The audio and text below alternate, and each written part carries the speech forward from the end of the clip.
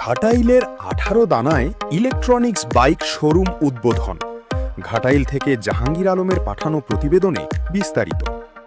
টাঙ্গাইলের ঘাটাইল উপজেলার 18 দানা এলাকায় ঢাকা টাঙ্গাইল মহাসড়ক সংলগ্ন সিয়াম ইলেকট্রনিক্স বাইক শোরুমের উদ্বোধন করা হয়েছে। শোরুম কর্তৃপক্ষ জানান, এখানে বিভিন্ন ব্র্যান্ডের মোটরসাইকেল ও ইলেকট্রনিক্স পণ্য সুলভ মূল্যে পাওয়া যাবে।